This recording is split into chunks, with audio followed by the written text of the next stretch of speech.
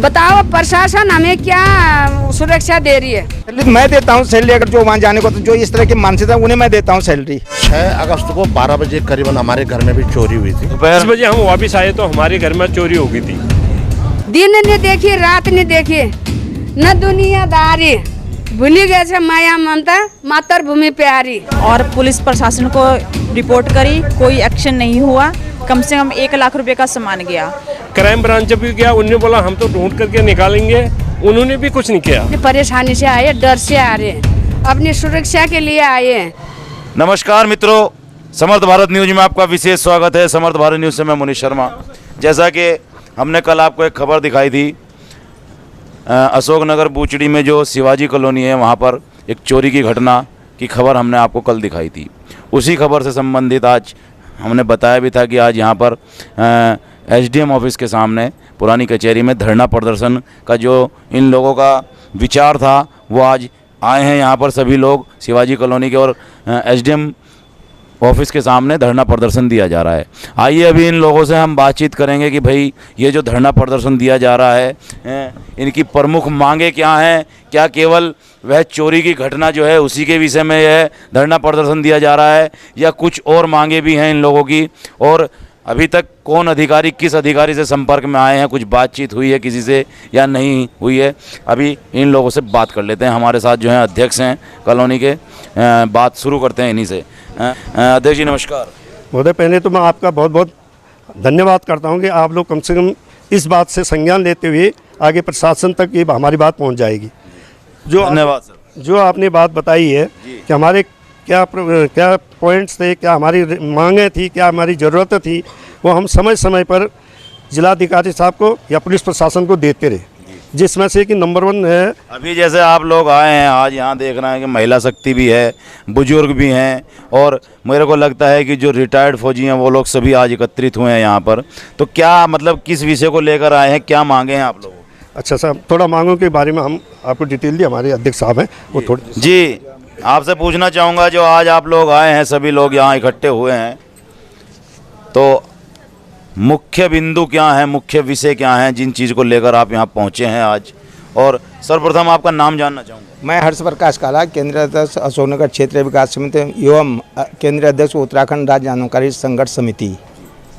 Sir पूछना चाहूँगा, आप जो आज लोग एकत्रित हुए हैं यहाँ पर एसडीएम कार्यालय पर एकत्रित हुए हैं, मुख्य कारण क्या है? पहले तो मैं एस भारत न्यूज का जो है आभार व्यक्त करता हूं कि समय समय पर आप लोग जो है क्षेत्र की समस्याओं को उठाते रहते हैं, जिससे कि जनता में जागृति और शासन भी जो है सजग होता है। उसके लिए आपको बहुत बहुत बधाई, धन्यवाद। जी धन्यवाद।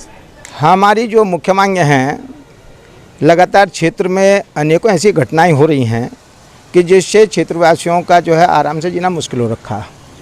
पहले लूंगा में अंकिता हत्याकांड, जिससे हुए आज 1 माह पूरा हो गया।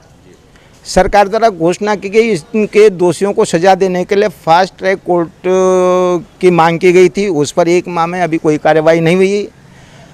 जिस वीवीआईपी के लिए अंकिता की हत्या की गई उसका भी कोई खुलासा नहीं हुआ, और जो दोषी हैं अभी वो पूरे पकड़े नहीं गए। उसमें केवल वो 3 ही नहीं हैं, उसके साथ साथ 3 के साथ कम से कम 10 और दोषी हैं जिन पर सरकार द्वारा कोई भी कार्रवाई नहीं की।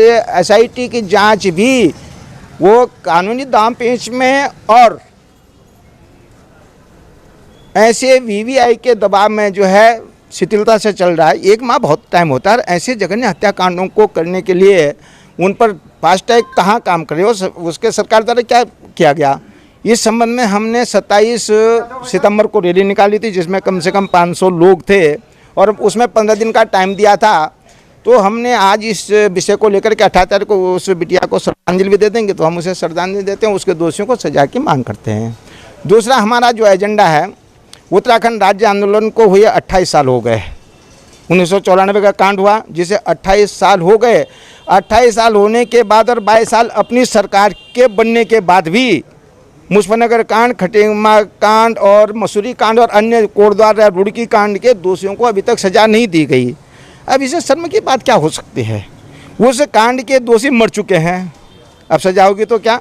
और जो उस कांड में जिनकी हत्या हुई, जिन महिला हमारी बहनों के साथ बलात्कार हुआ, वो आज भी न्याय के लिए भटक रही है। अपनी सरकार 22 वर्ष अपने उत्तराखंड बनने के बाद भी हम क्या अपेक्षा करें।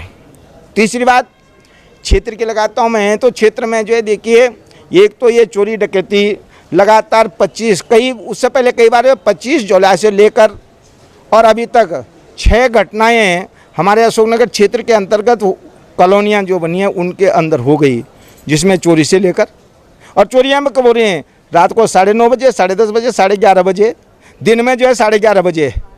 बार बार जो है प्रशासन और पुलिस प्रशासन को उसके संबंध में सूचना ज्ञापन दिए जा रहे हैं। हमारा डेलीगेट्स जा रहा कि भाई इस पर कार्य, उनके द्वारा कोई कार्रवाई नहीं की जा रही है। उसके बाद की घटना, एक एक प्लॉट को ये होते हैं ज़मीन के जो है प्रॉपर्टी डीलर हो गए, दलाल हो गए, दलालों के द्वारा एक एक प्लॉट को 5-5 को रजिस्ट्री कर दी गई। जब पहले मालिक को, जिसने पहले रजिस्ट्री उसे मालूम होता है तो देखता, वो इंक्वायरी करता है तो 5-5 को, उसके पीछे 5 का हमको ज़मीन बेची गई। कहीं ना कहीं भूमाफिया सक्रिय हैं। भूमाफिया सक्रिय नहीं, अत्यधिक सक्रिय हैं। और समस्या ये है, सबसे बड़ी दुख की बात यह है कि प्रशासन उन सैनिकों के साथ न्याय करने को तैयार नहीं, न्याय नहीं कर पा रहा।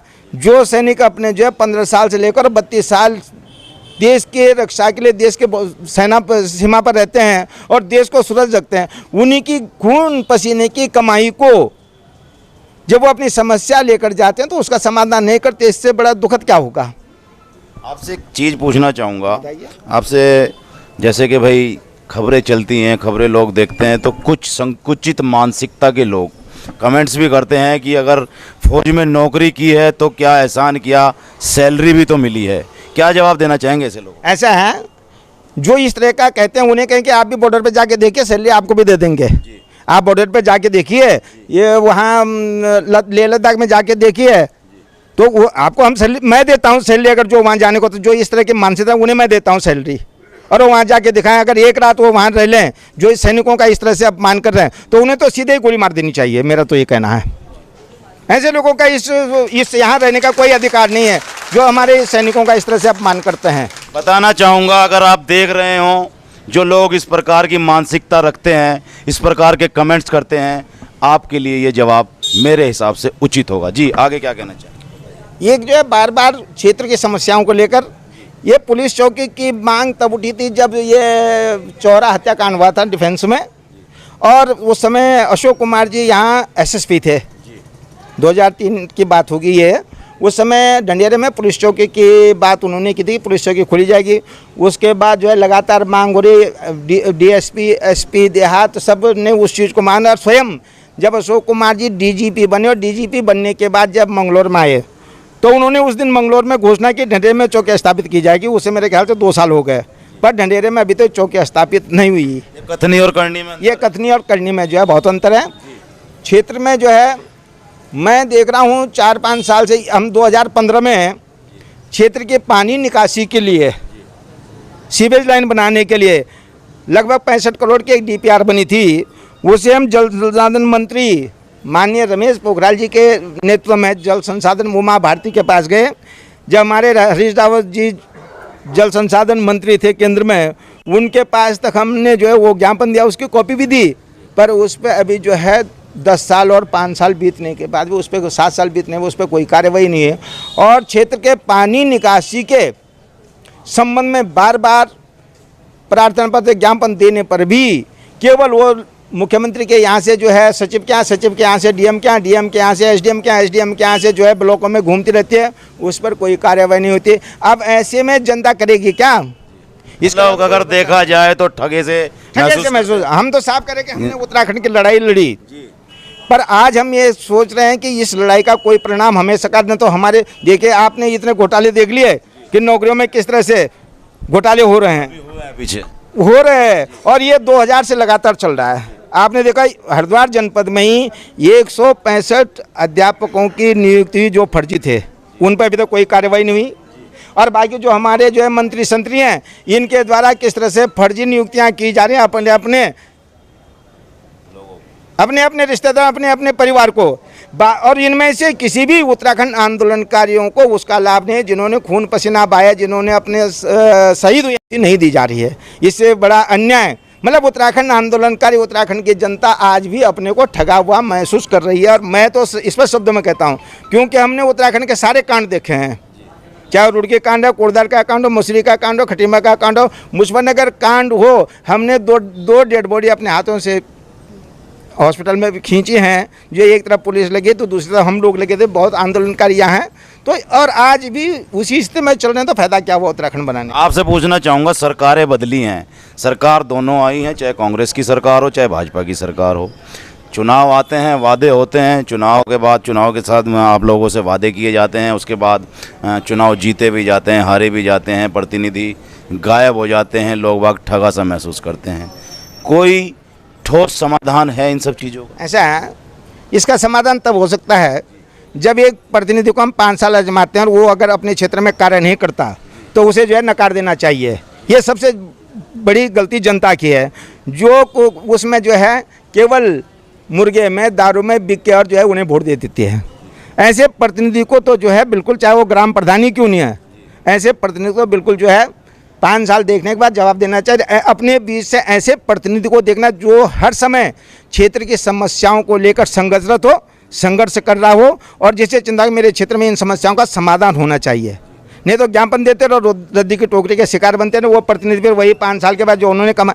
आप एक जनरल बात देखिए कि जिसके पास एक संपत्ति जो है, आज जब वो अपना नॉमिनेशन करते समय अपनी संपत्ति की गणना करते हैं, उस समय तो हज़ारों में होती है, 5 साल प्रतिनिधि बनने के बाद वो जो है करोड़ों में कहाँ से पहुँच जाते हैं।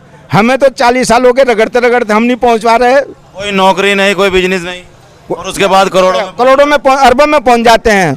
तो उनकी संपत्ति की जाँच क्यों नहीं होती, उन पर इनकम टैक्स क्यों नहीं लगता? तो ये तो क्या तरीका है, जितना खर्च करेंगे उसका अगर 10 गुना वो प्रतिनिधि नहीं कमाएंगे तो वो खर्च क्यों करेंगे? जनता की मूर्खता कि जो जनता ऐसे प्रतिनिधि को चुनती है। एक चुनाव गया है अभी विधानसभा का, एक चुनाव आने वाला है लोकसभा का, प्रतिनिधि बीच में आपके आए होंगे, आएंगे भी। अगर आप लोगों की सुनवाई नहीं हो रही है तो क्या कहना चाहेंगे इन प्रतिनिधियों को? जो लोगों की सुनवाई, कोई भी प्रतिनिधि जो लोगों की सुनवाई, उसका बहिष्कार जनता को करना चाहिए। बिल्कुल। तो अभी आप लोगों की जो समस्याएं हैं हम देख भी रहे हैं, सामने लिखी है, दिखाएंगे। इन समस्याओं को लेकर आप प्रतिनिधियों से मिले भी होंगे, किसी प्रतिनिधि का कोई आश्वासन मिला है आप लोगों को? कोई बातचीत हुई है? कोई ऐसा आप लोगों के लिए, आप लोगों के क्षेत्र के लिए कोई सरकार का ऑफिस या कार्यालय बनाया गया है जहां आप लोग जाएं और उन लोगों से संपर्क करें, अपनी समस्याएं बताएं? मैंने आपसे ये शब्दों में कहा ना कि जैसे हमारी चौकी के समय वो नहीं हुई, समाधान नहीं हुआ, आपके जो ये इसके संबंध में, पानी की निकासी के संबंध में, या जो ज़मीनों के घोटाले के संबंध में लगातार हम प्रशासन से, प्रतिनिधियों से संपर्क किए जा रहे हैं, पर वो बोल रहे कि हम कार्यवाही कर रहे हैं। पर आज हमें धरने देने की जरूरत क्या थी, जब एक माह में जो है अभी अंकिता भंडारी, जिसकी चारों ओर पूरे देश में, विश्व में निंदा हो रही है, ऐसे कई कांड हो गए। अभी तो उसी कांड में जो है 2-3 और भी खुलने वाले हैं। जो बनस्तरा रेस्टोरेंट है वो उसका रिसोर्ट का मामला है, उसमें तो अभी और भी चल रहा है कि हाँ जी इतने का मटर कितने कहाँ से वो जो नर कंकाल मिले या कौन से कंकाल मिले, अभी उस फॉरेंसिक जांच हो रही कि वो क्या मसला है। तो ऐसे किसकी सह पर हो रहा तारीख से, और अक्टूबर 11 तारीख तक 6 घटनाएं हो चुकी हैं चोरी की, केवल अशोकनगर के अंतर्गत जो कॉलोनी, उनमें। अदर कॉलोनियों में कितनी घटनाएं होगी कुछ पता नहीं है, और बार बार उसकी रिपोर्ट लिखी जा रही है। बल्कि यहाँ तक कि कोतवाली में तो कल मुझे बता रहे थे रिपोर्ट भी नहीं लिखी। ये जो हरेंद्र सिंह बिष्ट जी गए थे, जिनके यहाँ 11 तारीख को चोरी हुई, 11 अक्टूबर, उनकी तो रिपोर्ट भी नहीं ली, उन्हें भगा दिया वहाँ से। और आप लोग देख सकते हैं, महिलाएं हैं, बुजुर्ग हैं, अपने घर का कामकाज छोड़कर आज यहाँ मजबूरी में बैठी हैं कि न्याय मिले। आइए कुछ बुजुर्ग महिलाएं, माता, इनसे भी बात कर लेते हैं। माता जी, आज आप बैठे हैं, क्यों बैठे हैं यहाँ? अपनी मांगों के लिए बैठे हम यहाँ पर। हमको इतने साल हो गए उत्तराखंड बनाया, हमारी कोई बात नहीं सुन रहे हैं, हमारी बात को अनसुना कर रहे हैं, कान बंद करके सरकार के। उत्तराखंड के रहने वाले हैं और उत्तराखंड की सरकार ही आप लोगों की बात नहीं सुन रही? नहीं सुन रहे, बिल्कुल नहीं सुन क्या रहे। कहना चाहेंगे, क्यों आए हैं?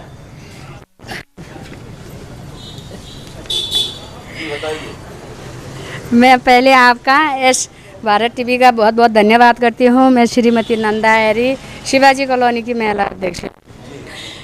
हम आज इतनी जनता परेशान, अपने दुख लेके आए हैं इधर।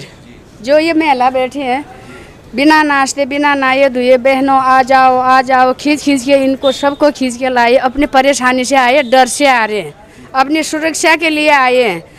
जो अभी हमारे क्षेत्रीय अध्यक्ष काला जी ने बोल दिया, सारे हम एक्समैन हैं, हम डरते नहीं हैं, डर नहीं है। हम प्रधानमंत्री लेके हमें हिम्मत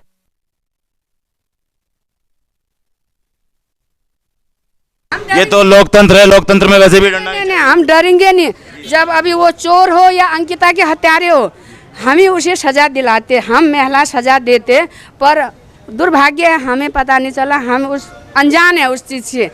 तो अभी जो दिन दिहाड़ी चोरी हो रही है हमारे नगर क्षेत्र में, बताओ प्रशासन हमें क्या सुरक्षा दे रही है? यहाँ हम बैठे हुए प्रशासन, हम अपनी सरकार को ये कहना चाहते हैं, हमारी मांग कुछ नहीं है।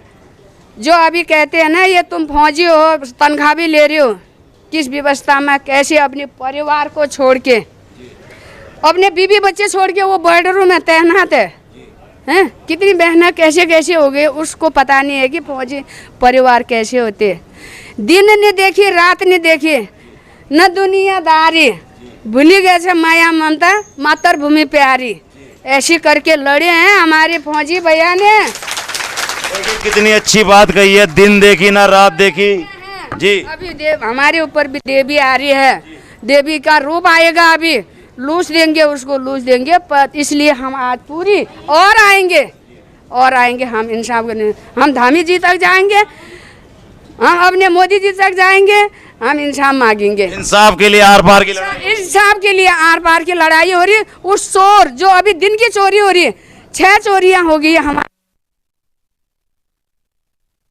जब त्रिवेंद्र साहब थे, मैं हमारे पूरे 52 आदमी हम देहरादून गए थे। अमनटेन तो पुलिस थाना कब का हो गया था, क्यों नहीं पुलिस थाना हो रहा? हम ढंढेरा में नहीं करने देंगे, अपने क्षेत्र में कर रहे। शिवाजी कॉलोनी, मेरी कॉलोनी में 10 कॉलोनी का मार्ग है, मैं शिवाजी कॉलोनी में वो जगह क्यों नहीं दे रहे हैं? सरकार जगह क्यों नहीं दे रही है? जगह हमारे पास पड़ी है, 3 बीघा से अधिक पट्टे की ज़मीन है, वहाँ पर पुलिस थाना बना दे सरकार, हम वो मांग कर। देखिए विडम्बना है भाई, ये लोग परेशान हैं, ना तो प्रशासन सुन रहा है, ना शासन सुन रहा है, ना जनप्रतिनिधि सुन रहे हैं। आप भी जो हैं कहीं ना कहीं इन लोगों से जुड़े हुए हैं, जनप्रतिनिधि का कार्य करते हैं, क्या कहना चाहेंगे? ये मेरी मातृभूमि, मेरे उत्तराखंड के नागरिक और मेरी मातृशक्ति हैं। ये सब मेरे भाई लोग हैं और मैं आज से नहीं 30-35 साल से मैं उस क्षेत्र से जुड़ा हुआ हूँ। सबसे बड़ी दुख की बात यह है कि ये सब मेरी माताएं जानती हैं, शिवाजी नगर, आदर्श नगर, अशोक नगर, अशोक कुमार जी के टाइम पे हमने इंस्पेक्टर को यहाँ सस्पेंड कराया था जब हमारे यहाँ चोरियाँ हुई थी, शिवाजी नगर में हुई, आदर्श नगर के, क्योंकि उस समय गश्ती चलती थी पुलिस की। आज इन्होंने सारी पुलिस गश्ती छोड़ दी, कोई वहाँ पुलिस की गश्त नहीं जाती। और हमने सबसे पहले एक प्रस्ताव रखा था, जहाँ क्रॉसिंग है रेलवे क्रॉसिंग की, वहाँ एक चौकी बनाई जाए। अशोक कुमार जी कह गए थे कि दिनेश जी यहाँ पर एक चौकी बनेगी, एक हमारी दिल्ली रोड पर जो है, न्यू दिल्ली रोड पर जो कॉलोनी है, डिफेंस कॉलोनी, एक चौकी वहाँ बनेगी। अशोक नगर की क्रॉसिंग है। अशोक कुमार जी जो डीजीपी उत्तराखंड के हैं, वो भली भांति हमारे अशोक नगर को, शिवाजी नगर को, दुर्गा कॉलोनी को, और अशोक कुमार जी के टाइम पे हम लोग बेफिक्र रहे, मुलजिम पकड़े गए, चाहे सुभाष नगर में कांड हो, चाहे कहीं कांड हो। लेकिन आज ये हमने उत्तराखंड इसलिए नहीं बनाया था कि हमारी बहू बेटी, हमारे माँ बेटी, बच्चों के ऊपर ये लोग हाथ गिरें। अगर हम उत्तराखंड लेना जानते हैं तो हम इनकी जान को इतना बता देंगे कि इतना ये आसानी नहीं है। जिस तरह की जो आज ऊपर जो कांड हुआ है हमारी बहन के साथ, हमारी बेटी के साथ, इतनी आसानी से दबने वाला नहीं है जितने इनके साथ माफिया, जो राजनीतिक, जो पॉलिटिकल आदमी हैं कि इसको दबाने की सोच रहे हैं।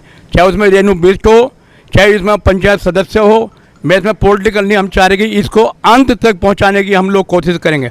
और हमें चाहे एक लड़ाई और लड़नी पड़े, एक लड़ाई हमने उत्तराखंड की लड़ाई लड़ी, हमारे काला जी को भली भांति, हमारी बहनों को, माताओं को पहचान है, और इस शासन प्रशासन को, सरकार को भली भांति कि हम लोग कौन है, क्या है। हम लोग अच्छी तरह जानते कि ये जो हो रहा है, हमारी आज रिपोर्ट दर्ज नहीं हो रही है। मैं ये अपने आप के माध्यम से कहना चाहता हूँ यहाँ के इंस्पेक्टर साहब को और कप्तान साहब को, डॉक्टर रावत यहाँ पर एसएसपी हरिद्वार, कि आप अपने ज़िले को, अभी आपके लंडोरे में पुलिस के ऊपर फायरिंग हुई है, अभी मेरे यहाँ शिवाजी नगर में जो चोरियाँ हो रही हैं इसकी रिपोर्ट दर्ज नहीं हो, आखिर क्यों? रिपोर्ट दर्ज ना होने का मतलब क्या है कि जो चोरी कर रहे हैं वो आप शासन या प्रशासन उनका कहाँ के सिर पर हाथ है, कौन से नेता का उनके ऊपर हाथ है जो चोरी रिपोर्ट खुल नहीं रही है। समर्थन मिल रहा है इन्हें कहीं ना कहीं चोरों को समर्थन मिल रहा है, जिस कारण इनकी रिपोर्ट दर्ज नहीं हो रही है। अगर नहीं हुई तो ये आंदोलन के रूप में बहुत ज़्यादा आंदोलन उग्र होगा। आइए इसी क्रम में हमारे साथ विक्रम सिंह खोलिया जी हैं, ये भी प्रताड़ित हैं भाई। इनके यहाँ भी जो है चोरी हुई थी। आइए पूरा घटनाक्रम क्या है इन्हीं से बात कर लेते हैं। विक्रम जी क्या कहना चाह रहे हैं आप बताइए। सर मैं न्यूज़ वालों का बहुत शुक्रिया अदा करता हूं जो आज ये माइक लेके मेरे सामने खड़े हैं, क्योंकि 1 जुलाई 2022 शनिवार को 10:30 8 बजे हम किसी पार्टी में गए थे अपने रिश्तेदार के। जब वहाँ 10 बजे हम वापस आए तो हमारे घर में चोरी हो गई थी। चोरी पूरा सोना तकरीबन 14 लाख का सोना और 60,000 कैश। 14 लाख रुपए की जो थी ज्वेलरी और 60,000 रुपये नकदी। 60,000 कैश। 60,000। और सब फिर हमने FIR दर्ज करवाई, वहाँ रिपोर्ट लगाई। उन्होंने बोला काम हो जाएगा। जो वहाँ का वो पुलिस है इंक्वायरी लेने वाला, वो खुद बोलता है कि आपने CC कैमरे क्यों नहीं लगाए, अब हम किसको कहाँ ढूंढें। 1 महीने तक मैं उनके पास जाता रहा, सब कुछ क्या उन्होंने बोला हम कर रहे हैं लेकिन कर कुछ नहीं रहे हैं। और जब मैं बेबस हो गया, इनके जो सिटी अफसर हैं उनके पास भी गया, उनने भी आश्वासन दिया हो जाएगा, लेकिन हुआ कुछ नहीं। उसके बाद ग्रामीण के जो CO साहब हैं उनके पास भी गया, उसने बोला ये तो बहुत बड़ी चोरी है, हो जाएगा, लेकिन वहाँ भी नहीं गया। क्राइम ब्रांच भी गया, उनने बोला हम तो ढूंढ करके निकालेंगे, उन्होंने भी कुछ नहीं किया। मुझे बहुत दुख है सर। पुलिस वाले आपकी FIR लिखी गई थी? मेरी FIR उसी दिन लिख दी गई। मैंने RTI की रिपोर्ट भी। मेरे पास कॉपी है, एक बार दिखाएंगे? मेरे पास कैमरे पे दिखाइए एक बार। ये देखिए ये FIR की कॉपी है भाई, इन्होंने FIR लिखवाई थी।